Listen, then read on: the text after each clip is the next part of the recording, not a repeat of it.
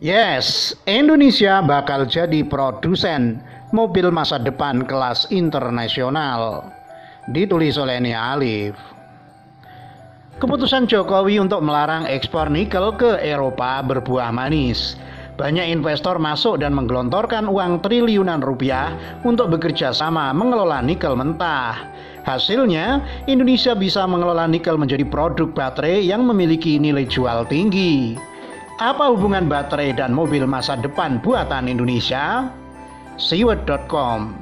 Seperti yang diketahui, baterai adalah bahan baku pembuatan mobil listrik di masa depan.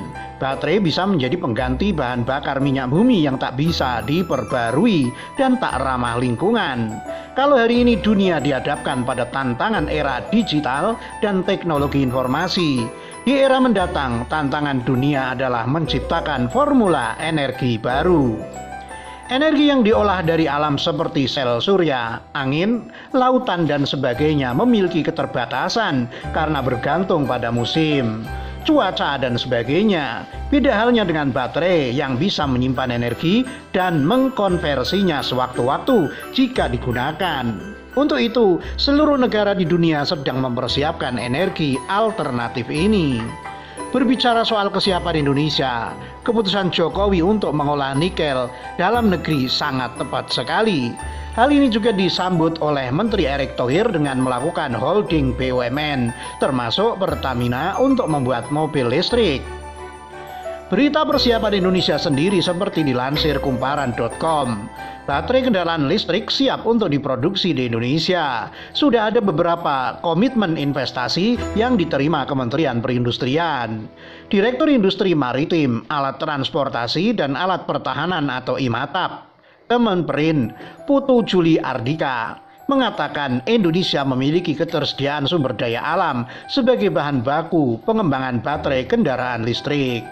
Terkait bahan baku jumlahnya mencukupi di Indonesia seperti nikel dan kobalt. Selain itu, industri kendaraan listrik juga mulai berkembang dan memiliki fondasi pasar di dalam negeri hingga potensi ekspor, ucapnya dalam keterangan resmi yang diterima Kumparan Rabu 27 Juli. Soal komitmen investasi, seperti pada sektor refinery bahan baku baterai kendaraan listrik, ada PT QMB New Energy Minerals telah berinvestasi sebesar 700 juta dolar AS di Morowali, Sulawesi Tengah.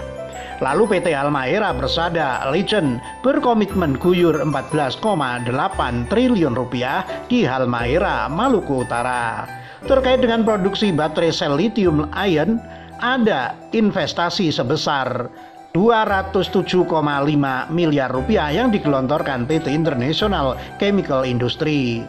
Perusahaan ini akan memproduksi sebanyak 25 juta buah baterai sel lithium ion yang setara dengan 256 MWh per tahun.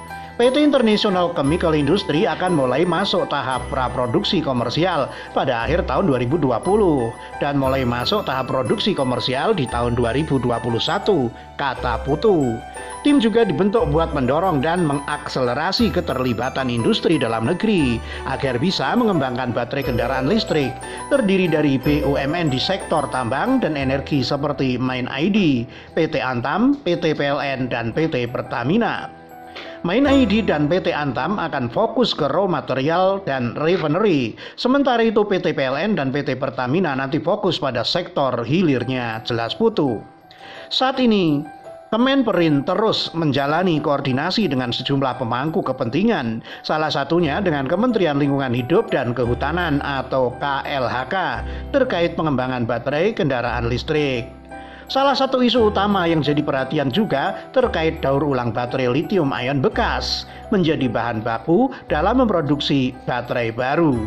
Dari berbagai kajian, baterai lithium ion dapat didaur ulang dan hasilnya 100% tidak ada yang terbuang sehingga tidak menghasilkan limbah B3, tuturnya. Ini tentu sangat penting, kata Putu. Sebagai penyokong produksi bahan baku baterai yang ada di berbagai wilayah, mereka terus berkoordinasi dengan KLHK terkait upaya daur ulang baterai lithium ion yang aman bagi lingkungan.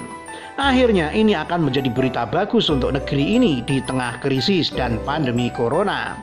Menurut saya pribadi, investasi terbesar manusia ialah ilmu pengetahuan.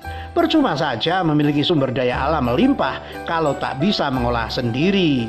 Ini makanya negara-negara Eropa tak pernah ragu menggelontorkan puluhan triliun untuk beasiswa, karena mereka yakin para ilmuwan itu yang akan berkontribusi terhadap kemajuan dunia. Saya harap pemerintah kita lebih masif lagi mendukung program-program sekolah lanjutan hingga tingkat profesor. Negara ini bisa dibilang terlambat dalam mengolah kekayaan alamnya sendiri. Untungnya, periode kedua Jokowi sudah berjalan ke arah yang benar. Dengan memproduksi mobil listrik kelas internasional, Indonesia bisa menggeser dominasi Jepang dan Korea suatu saat nanti. Inilah makanya kita harus mendukung program pemerintah saat ini. Tak usah terkecoh anti-Orba yang mengembuskan isu TKA Cina dan PKI, termasuk isu murahan dari Cikeas. Karena sejatinya masa-masa kedua gurita tersebut tercatat rela menjual kekayaan bangsa untuk asing dan kroninya. Sedang rakyat banyak ditipu mentah-mentah dan dibiarkan sengsara. Begitulah kura-kura. Ditulis oleh Nia Alif, dilansir dari siwet.com.